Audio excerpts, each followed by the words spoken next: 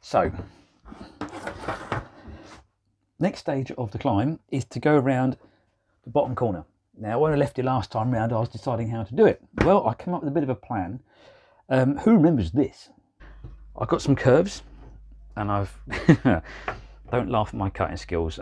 I'm no special person with a piece of wood, but jigsaw curves. Now, these are not overly pretty. You can see they're not exactly what you might call uniform. They're not the best in the world, but they are wide enough to hold a piece of track. It seems such a long time ago now, doesn't it? Blimey. Okie dokie. Well, the parts I was using for those corners didn't last long. As you guys rightly said, it needed to be wider. Risk of derailing and impending doom was quite high. So I've used those parts, stuck them all together, or 3 of them, and created a corner section complete with whatever they're called. So I'm going to put it in the corner. I reckon that would fit on there quite happily. Look at that. And that should take us around there. Up next and the last final piece. Here we go. Give it a try.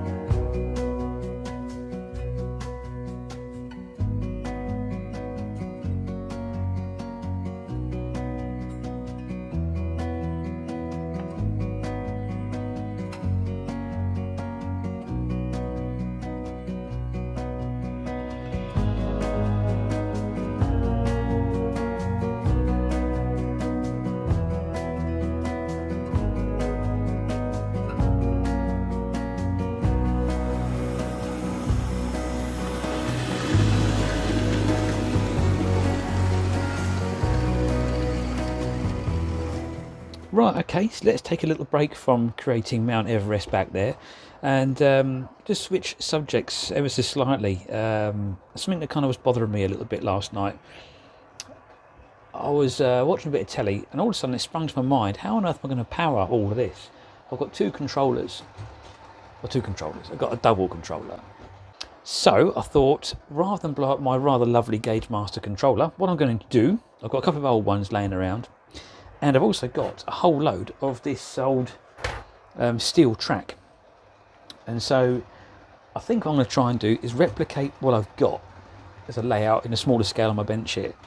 And I've got a few pairs of these old set track points with the old side thingies that, you know, do the doobry. And I thought I was going to mock it all up. I've got another couple of controllers which I can connect up to it and just work out where the power feeds need to go in and out so I don't get a short circuit. Okie dokie, so on to the next thing then. Here we go. So this is my mock layout, if you like. It's a rough copy of what I've actually got on my main layout, with the top line here being my main line, and this here would represent my incline or decline, whichever way you're going to be going, and then entering the shelf section of the layout through here. Okay, I've got a couple of sidings which go into the engine shed on both lines, and a bit of passing loop up here. Okay, so where I've put the power feeds in, controller 1, controller 2, is roughly speaking where I've been controlling my layout up until now. A main power feed on the main line, and I've located my controller number 2 into this part between two of the point sections on the shelf. My biggest concern was when I linked this up at the top in a bit, when I put my incline in, would there be a problem with a short circuit somewhere linking them together? What controller do I need to use to control which part of the track? And that's really what we're going to test out now. So controller number 1 is a main line, so in theory if I move that to the full position, yep, my loco will go quite happily down the siding and actually derail the rear end of it. There we go. Let's try that again, shall we? That's better.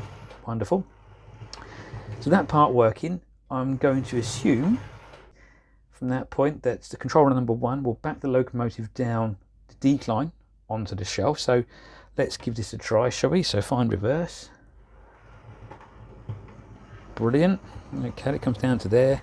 So that is in theory now sitting on the shelf layout, and that should operate quite happily into both sidings. There we go. Well, that's quite interesting. I kind of thought it'd be interesting getting the power going down here, but that's working well on controller number 1. Happy days. So I'm going to assume that from this point, if I was to flick that across to bring the locomotive over this side, controller number 1 now, yep, turn the knob, nothing happens. That's completely dead. So controller number 2 should now take over the control of this section because the points are switched here. So let's give that a try. Controller number 2. Happy days. Look at that. Switch there. Take it down to that way.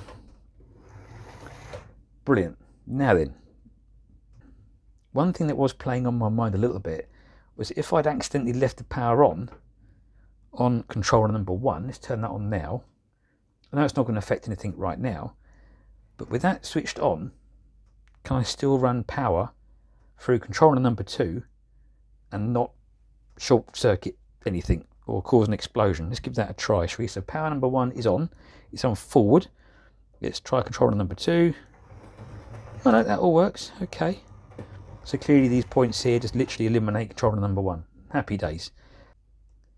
So at this point, ladies and gentlemen, we now know that no sheds, locomotives, or anything else has been harmed in the making of this video. Right then, here we are a few days later. My new risers have turned up for the support of the elevation. Let's go to the bottom end of the track here. I'm going to show you what I mean. So these parts were already in, and now the 19mm riser has arrived, all stuck down with a little bit of no nails. That'll do the trick for now. And just to confirm I had the right incline on my bit of wood, I put one of those starter ones in there so I know exactly I had the right incline. When I got to the corner, I actually created this bit, as you saw earlier on. That all now looks rather spiffing. I've had to put a little bit of adjustment underneath here to make it the right height. And then up the hill we go. And this bit now, I'm a little bit kind of, what to do with that? How I'm going to support that piece of track. I think I've got an idea with some of the riser sets that I haven't actually used. And what I'm going to do is try and cut them down in length. The risers are these things here. There we go. I'm going to try and make some kind of support for that part of the track. And yeah, see if that works or not.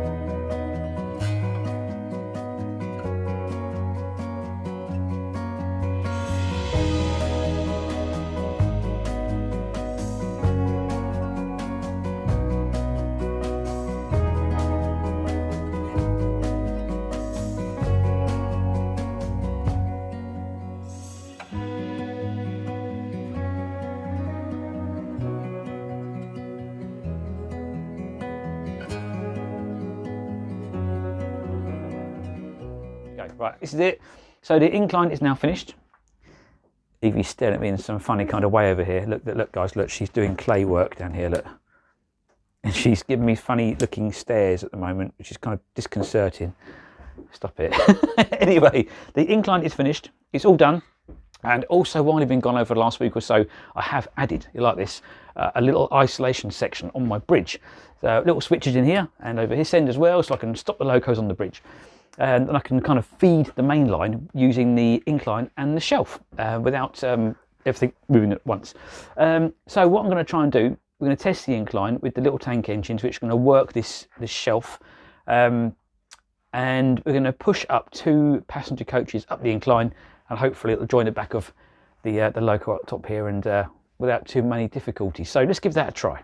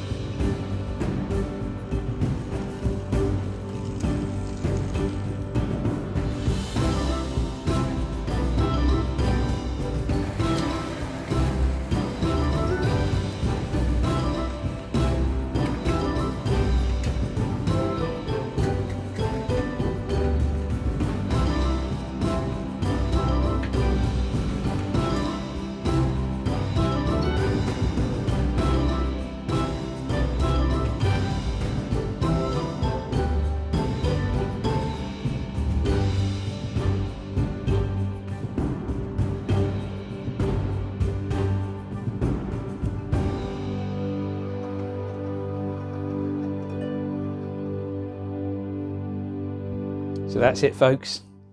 I'm really, really happy with that. I love the way I can feed the top line with the bottom line. I think that works really well.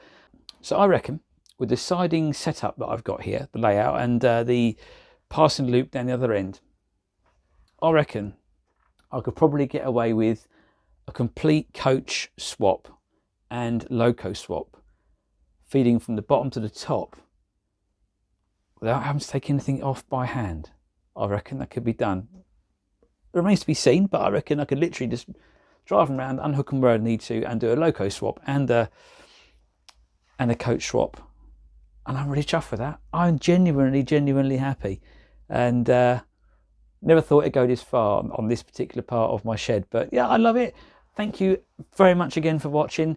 Next thing to do will be to show you what Evie's been up to. She's got a video coming out in the next couple of days. And that was quite good fun as well. So yeah, thanks very much indeed for watching once again. And oh, one thing to mention, the Facebook page. Hey, that took off pretty well, didn't it?